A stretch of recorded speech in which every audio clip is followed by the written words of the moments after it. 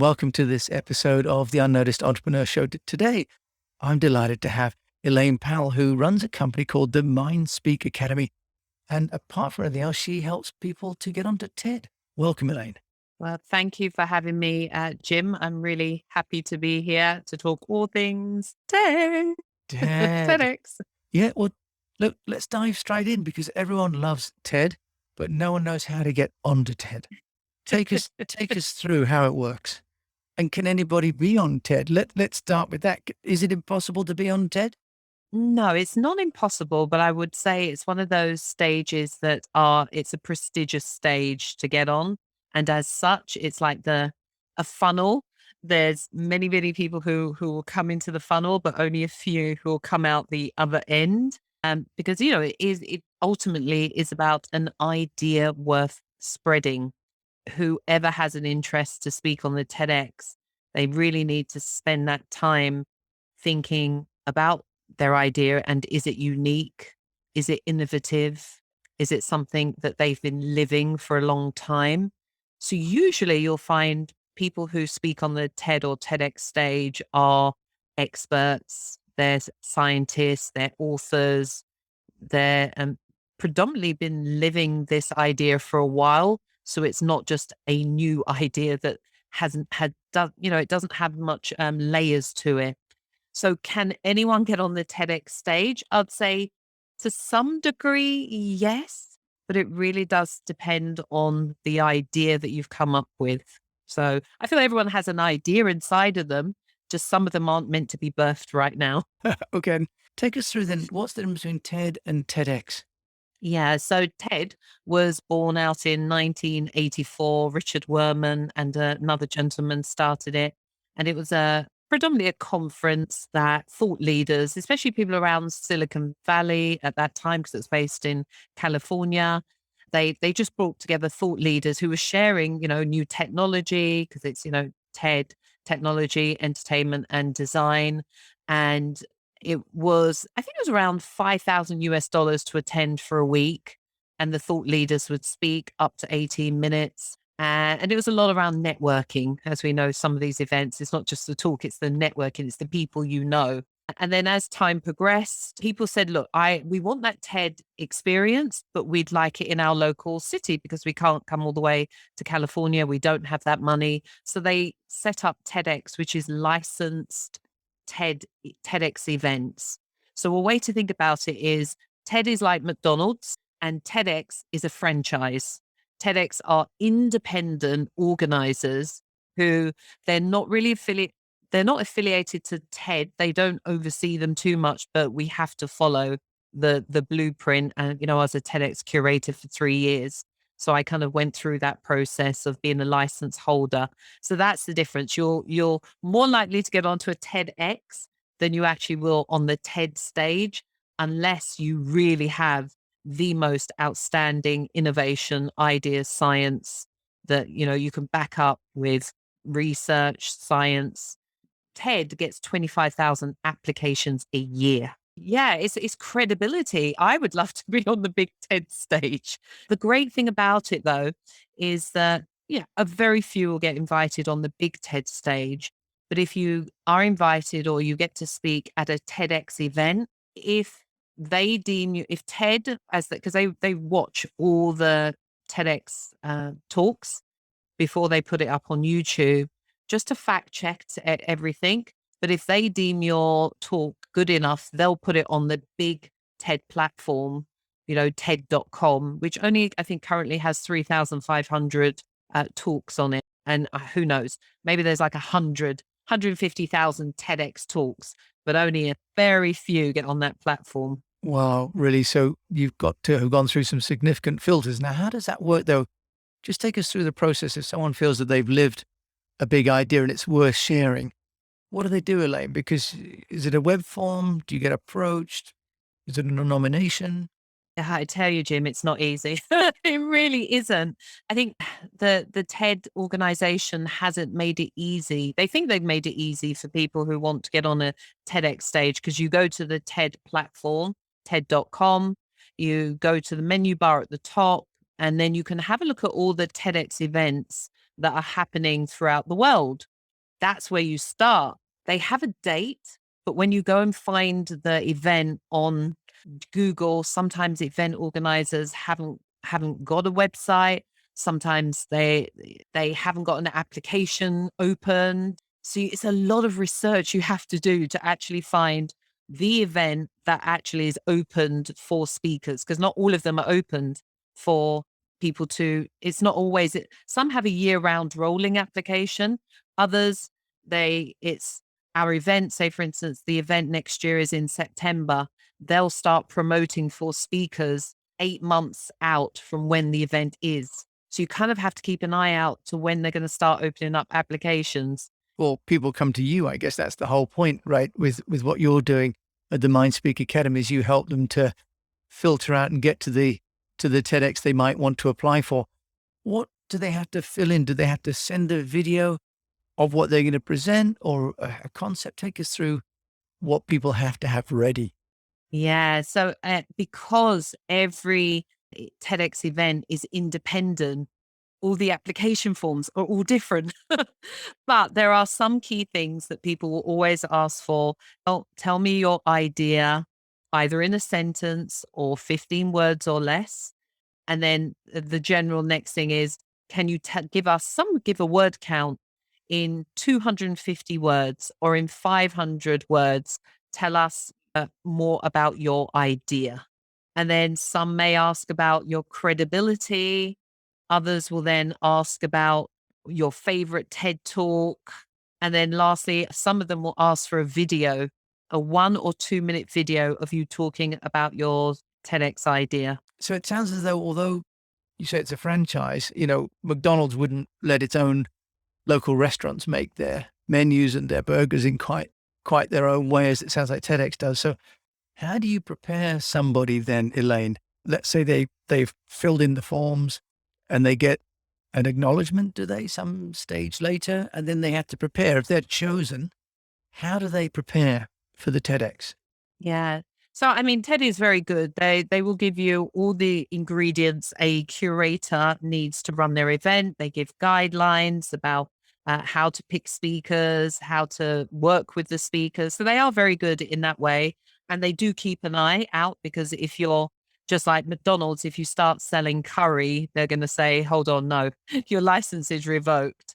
So that that there is a process to go through. So once you submit your application, because every event is different.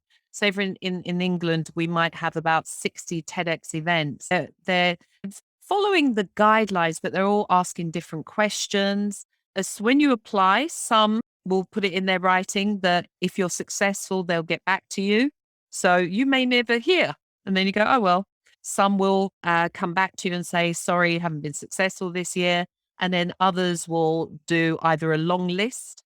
They may pick 30 of the best ideas and then go through a short list.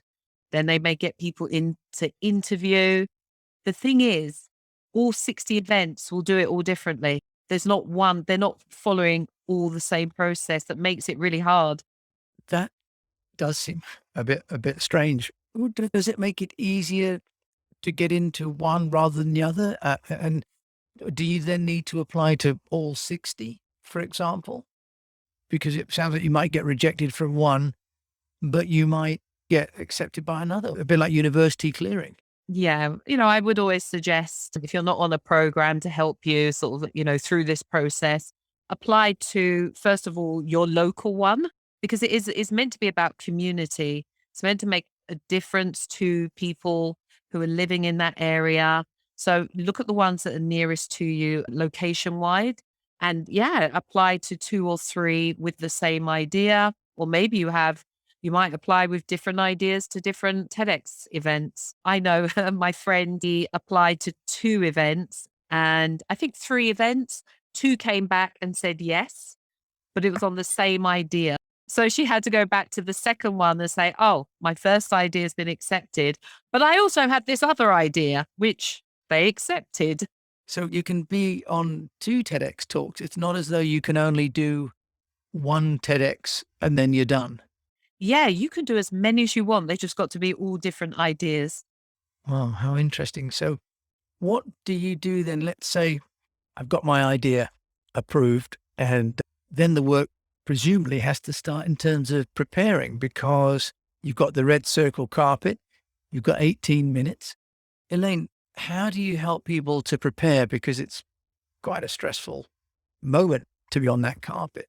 It is. There are some people who will do a lot of the heavy lifting even before they've been accepted. So, people I work with, they'll have their idea, they'll have their synopsis, they'll start writing their talk. So that helps them even be a lot clearer about their idea and what people can do afterwards. But when you've also been accepted by a TEDx event, majority of them, but not always, they'll give you a speaker coach, and that speaker coach will work with you for either 3 months or 6 months ahead of the event.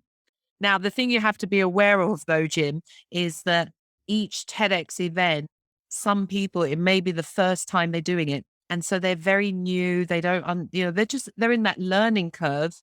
And therefore, sometimes they either don't have a speaker coach, or they have people coach who aren't that experienced in the world of speaking. And then you've got the bigger event who then have a speaker curation team who have a lot of experience in helping you shift and mold your idea. Well, and do you pay to present? Because if you're getting a coach, presumably there's a fee for that. How does that work? Yeah. So everything about TEDx is voluntary. It's a non-profit organization.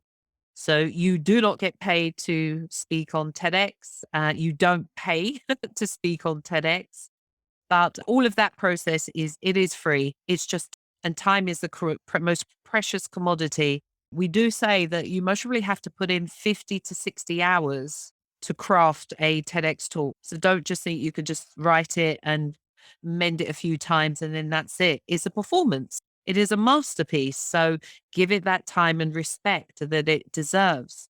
Now, the reason people hire, coaches like myself is that a lot of people who are thinking of it business wise, they see it as a business investment, that this is a piece of intellectual property. This is a product that once up there, so then you need to make sure it is the best product ever.